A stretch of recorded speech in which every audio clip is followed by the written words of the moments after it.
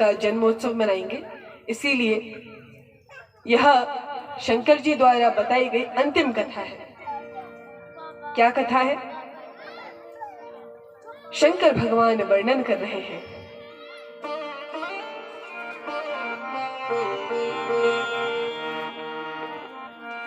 विश्व विदित एक कैकेयी देशु, सत्य की तू तह बसई नरेशु।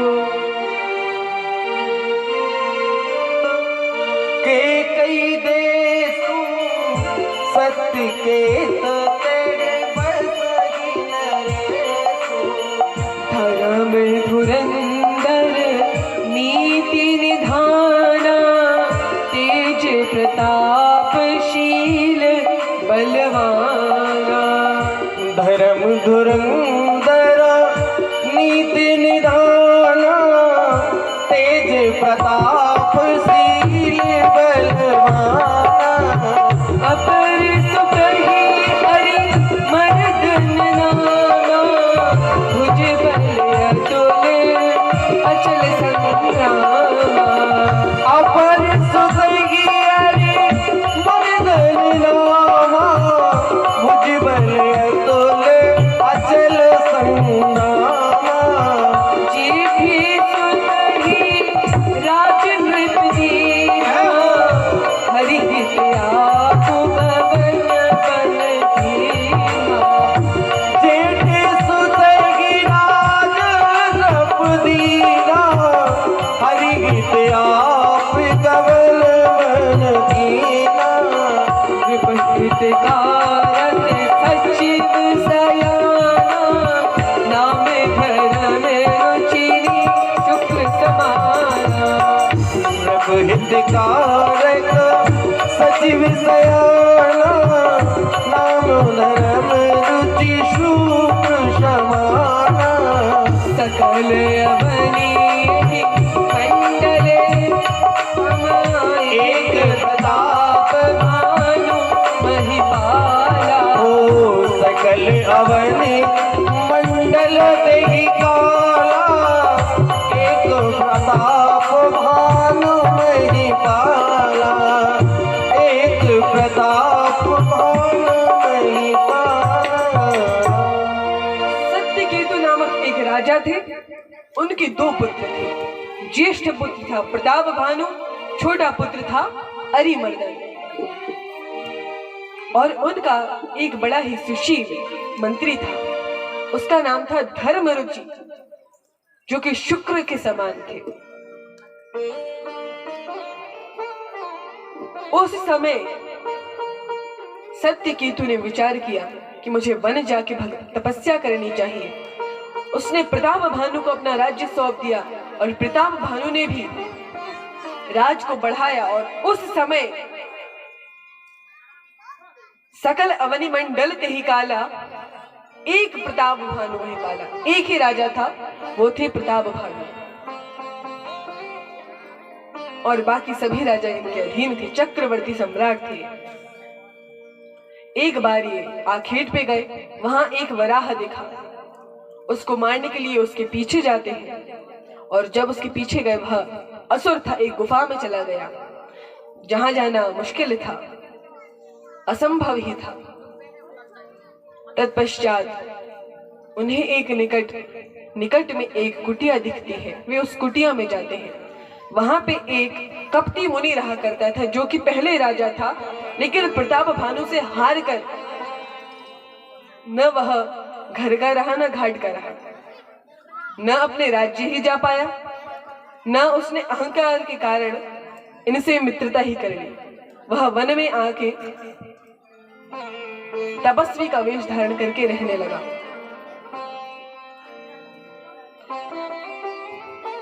अब यहाँ राजा अकेले हैं, क्योंकि उस वराह का पीछा करते करते सब तो दूर चले गए, घने जंगल में आ गए। पास में एक कुटिया दिखी, बड़ी प्यास लग रही थी, वे उसमें जाते हैं। कपटी मुनि जो था उसने तो राजा को पहचान लिया, लेकिन राजा उसको नहीं पहचान पाए, क्योंकि राजा प्यासे थे। राजा से जब उसने नाम पूछा तब वे कहता है प्रताप भानु ने बताया कि मैं एक प्रताप भानु राजा है, उनका मंत्री हूँ। अपना सही परिचय नहीं दिया। राजाओं की यह नीति होती थी कि सब स्थानों पे वे अपना नाम नहीं बताते थे। तब उसने कहा कि मैं तुम्हें जानता हूँ, तुम प्रताप भानु हो और मुझसे कपट कर रहे हो, मैं सब कुछ जानता हूँ। अच्छा, अब तो प्रताप भानु की श्रद्धा दृढ़ होने लगी। उसने हाथ जोड़ के पूछा, अच्छा आपका नाम क्या है? बोले मेरा नाम भिखारी है, बस यही भीख मांग के खाता हूँ और कुछ नहीं। बोले नहीं, ये तो आपका ऐसा स्वभाव है, अब बताइए आपका नाम क्या है? उसने कहा, एक तनु। जब से सृष्टि हुई है, भगवान ने सृष्टि निकाली है, ब्रह्मा बीत गए, शिव जी बीत गए, विष्णु बीत गए, लेकिन मैं नहीं मरा। अब प्रताप भानु को भी यह सोचना चाहिए था कि जब ब्रह्मा विष्णु महेश चले गए तो यह भी मरना चाहिए, यह कैसे बच गया? तब वह कहता है कि तप के बल से कुछ भी हो सकता है। तप यदि करते हैं तो तप के प्रभाव से प्रत्येक कार्य संभव है, कुछ भी कार्य दुर्लभ नहीं। इस तरह से उसने अपने वश में उन्हें जाना और उसके बाद कहा कि तुम्हें कुछ चाहिए हो तो तुम मांग लो। तब उसने 2 वरदान मांगे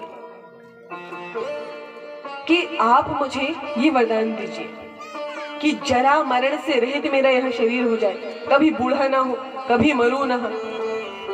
अब मृत्यु लोक में जो आया है वो तो मरेगा ही। ब्रह्मा जी भी एक समय के बाद उनकी भी मृत्यु हो जाती है। उसके बाद फिर ब्रह्मा के पद पे दूसरे व्यक्ति आते हैं। यहाँ पे वे वरदान मांगते हैं कि मैं कभी बूढ़ा ना हो, मरू ना, और दूसरा वरदान कि 100 कल्प तक, एक कल्प में एक ब्रह्मा जी चले जाते हैं, ऐसे 100 कल्प तक मेरा राज्य रहे और कोई शत्रु न रहे, यह वरदान मांगा। वे कहते हैं, जरा मरण दुख रहित तनु समर जितै जनि को, एक छत्र रिपुहीन वही राज कल्प शत्रु। इतना बड़ा राज्य चाहिए। अब वह तो कपटी मुनि है, उसको एक मंत्र भी याद नहीं है, वो तो बस ऐसे ही दिखावे के लिए वहां बैठा हुआ है। अब उसने कहा कि ऐसा हो सकता है, चलो मैंने आशीर्वाद दिया ऐसा होगा, लेकिन एक बाधा है कि तुम ब्राह्मणों को वश में कर लो। तो ब्राह्मणों के वश में होते हैं मंत्र, वे मंत्रज्ञ होते हैं, और मंत्रों के वश में होते हैं देवी देवता। अब देवी देवता भी जब तुम्हारे वश में हो जाएंगे तो ऐसा होगा, उसके लिए तुम्हें ब्राह्मणों को वश में करना होगा। बस तुम्हें 2 ही कार्य करने हैं, ब्राह्मणों को वश में करना है और यह बात किसी को नहीं बतानी कि तुम मुझसे मिले हो। नहीं तो यदि वे अपने मंत्री को जाके बता देंगे तो मंत्री तो एक बार में बता देगा, वहां तो कपटी मुनि रहता है, वो ये राजा है और ये कहानी है उसकी। इसीलिए ये हमारा संवाद किसी को मत बताना, और यह किसी को मत बताना कि तुम ब्राह्मणों की पूजन करना चाहते हो, ब्राह्मणों को पसंद करना चाहते हो। प्रतिदिन 1-1 लाख ब्राह्मणों को बुलवाओ, उनका स्वागत करो। इस तरह से यदि तुम करोगे तो क्या होगा, तुम्हारा 100 कल्पों तक राज्य निष्कंटक रहेगा और तुम कभी मरोगे नहीं।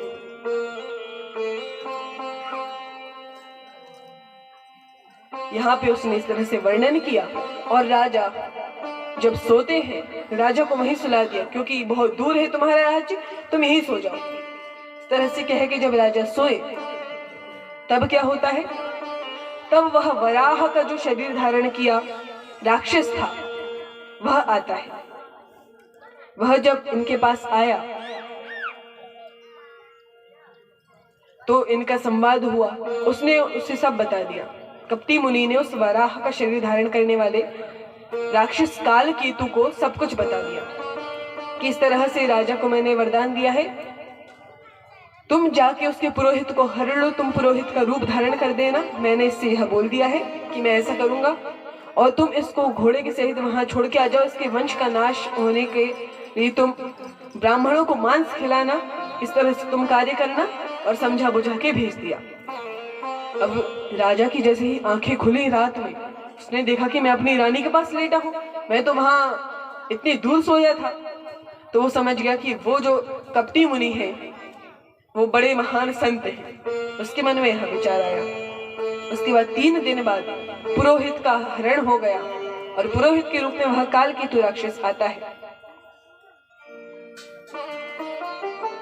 1,00,000 लोगों का भोजन बनाया उसने, जो व्यंजन कभी किसी ने सपने में भी नहीं सोचे थे वह उसने बना डाले।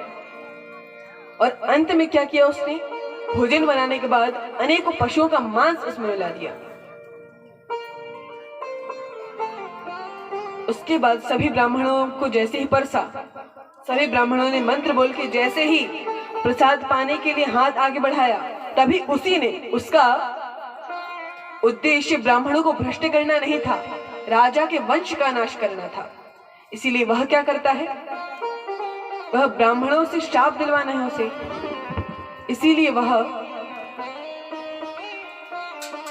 आकाशवाणी करता है। क्या आकाशवाणी करी? हे ब्राह्मणों, विप्रवृंद उठी उठी ग्रह जाओ, है बड़ हानि अन्न जनि खाओ। अन्न खाने में बड़ी हानि है, उठ उठ के घर चले जाओ। इसमें क्या है?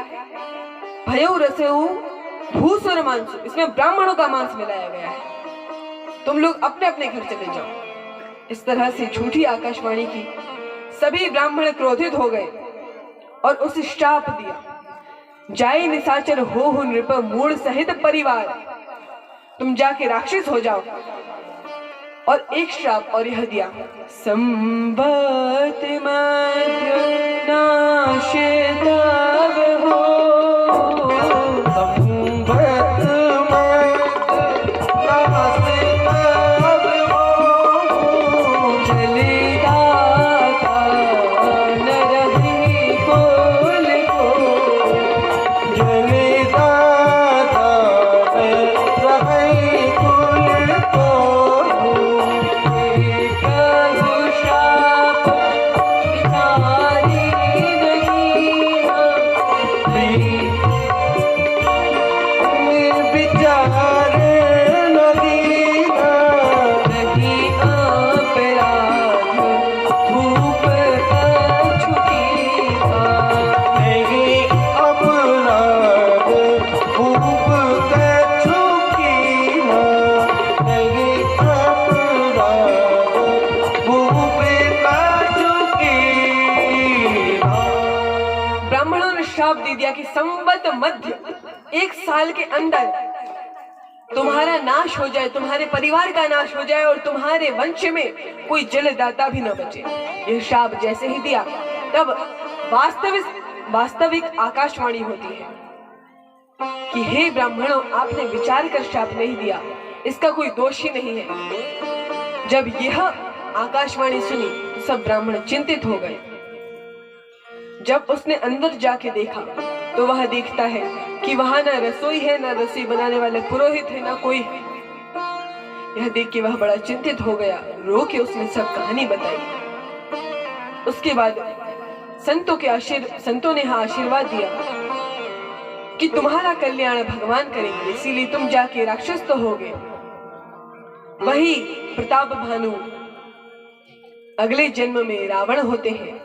उनके छोटा भाई अरिमर्दन कुंभकर्ण और धर्मरुचि जो उनके मंत्री थे वो